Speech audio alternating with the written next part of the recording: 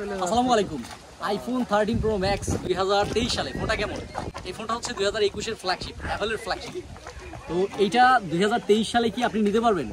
আমরা জানি যে আইফোন 15 খুব রিসেন্টলি লঞ্চ হয়েছে, তো এই সময় এসে 2 বছর আগের ফ্ল্যাগশিপ কি নেওয়া ঠিক হবে কিনা? আচ্ছা, এটা নেওয়া ঠিক হবে কি হবে না এই নিয়ে আপনার বুঝতে হলে আগে আমি একটু স্পেসিফিকেশনে যাই যে এই ফোনটা কি আপনারা অফার করতো।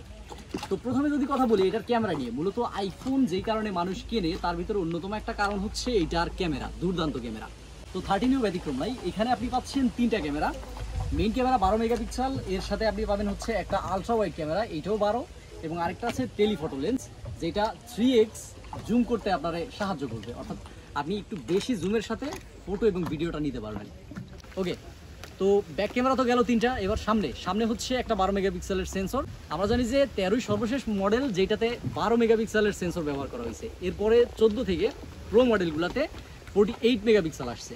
তো 15-এও তো আমরা জানি যে মেগাপিক্সেল অনেক বেশি আছে। আচ্ছা, ক্যামেরার পরে আমরা কথা বলবো এটার চার্জিং স্পিড এবং ব্যাটারি নিয়ে। তো ব্যাটারিতে আছে প্রায় 4300 mAh এর ব্যাটারি, একটু বেশি আছে, এবং এটা ম্যাক্সিমাম সাপোর্ট করে 27 ওয়াটের ফাস্ট চার্জিং। এখন অ্যান্ড্রয়েডের সাথে তো আমরা তুলনা করতে পারবো না, কারণ অ্যান্ড্রয়েড 120 ওয়াট এখন আরও বেশি হয়ে গেছে।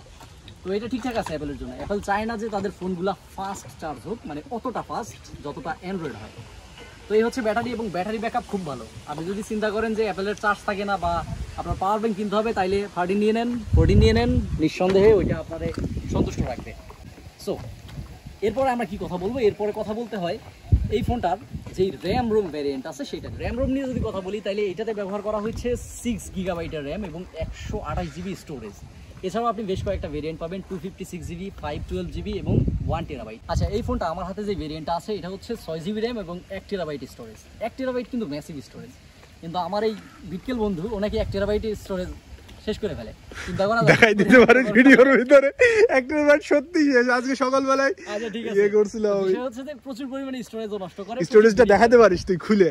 20 জিবি ফাঁকা আছে। আচ্ছা ঠিক আছে, আমরা রিভিউ কন্টিনিউ করি। তো স্টোরেজের সাথে সাথে এই ফোনটাতে আরেকটা কথা বলতে হয়, সেটা হচ্ছে ডিসপ্লে নিয়ে যদি আমরা কথা বলি। এটা কিন্তু 6.7 ইঞ্চির একটা ওলেড ডিসপ্লে। ওলেড ডিসপ্লেটা কি আসলে? এটা হচ্ছে অ্যামোলেডের চাহতম মতো ভাই টাইপের একটা বিষয়। মানে আইপিএস ডিসপ্লে একটা জগৎ এবং ওলেড বা সুপার অ্যামোলেড একটা জগৎ। ওলেড হচ্ছে সুপার অ্যামোলেডেরই একটা ভার্সন। ওকে, তো এটা বেশ ব্রাইট, ম্যাক্সিমাম এটা আপনার 1200 নিটস মতো পিক ব্রাইটনেস দিতে পারে। মানে ডিরেক্ট সানলাইটে আপনার এই ফোনটার ডিসপ্লে দেখতে কোনো সমস্যা হবে না। এত ডিসপ্লে চালানোর জন্য তো একটা ভালো প্রসেসরের দরকার আছে। তো এইটারে ব্যবহার করা হয়েছে, এই ফোনটা চালানোর জন্য ব্যবহার করা হয় A15 বায়োনিক চিপ। এটা কিন্তু বেশ পাওয়ারফুল একটা চিপ। এই A15 বায়োনিক আপনি মানে পারফরমেন্সের দিক থেকে আপনি নিশ্চিন্ত থাকতে পারেন যে এটা আর কি বলবো, মানে ফাটাই দিবে। ঠিক আছে, পারফরমেন্স নিয়ে আপনার কোনো চিন্তা নেই। আপনি গেমিং করেন, নর্মাল টাস্কিং করেন, সবগুলোতেই আপনার এটা মোড দেখে না। ওকে, এরপরে আমরা কথা বলি আরেকটা গুরুত্বপূর্ণ ফিচার্স নিয়ে, এটা যেটা হচ্ছে এটার সিনেম্যাটিক মোড। এটা নর্মাল যে ক্যামেরাগুলো আছে ওইটা ভিডিও কিন্তু 4K 60 FPS আপনি করতে পারবেন, যেটা গ্রেট। ঠিক আছে, 4K 60 FPS 11-এর থেকে নিঃসন্দেহে বেটার আসবে। আমার ভিডিও তো আপনারা দেখতেছেন, এখন কিন্তু আইফোন 11-এ রেকর্ড হচ্ছে, এবং এইটায় 4K 60 FPS ভিডিও আমি আপনারা ক্লিপ দিয়ে দিচ্ছি এখন। তো এইটা আরও বেশি ক্লিয়ার, আরও বেশি ভালো হয়। এর সাথে সাথে আরেকটা যেটা বললাম যে সিনেম্যাটিক মোড। সিনেম্যাটিক মোডটা হচ্ছে অ্যান্ড্রয়েডের পোর্ট্রেট মোড লাইক। ঠিক আছে, পোর্ট্রেট মোডে যেরকম ভিডিও পান এটা আরও বেশি ক্লিয়ার, আরও বেশি সুন্দর হয়। মোডে আপনি 1080p-তে রেকর্ড করতে পারবেন, যেটা বেশ ভালো বিষয়। এবং 4K-তে আসলে এখনও আসে নাই, 4K-তে হলে ভালো হইতো যদি সিনেম্যাটিক থাকতো, তবে এটা আপনি পাবেন 14 থেকে। তো ওভারঅল যদি আমরা সব কিছু বিবেচনা করি, আপনি এইটা বলতে পারেন যে আইফোন 13 প্রো ম্যাক্স হোক, সেটা প্রো মডেল অথবা নন প্রো, আমি আপনাদের 100% রেকমেন্ড করবো যে আপনি একটা ফোন নিয়ে নিতে পারেন।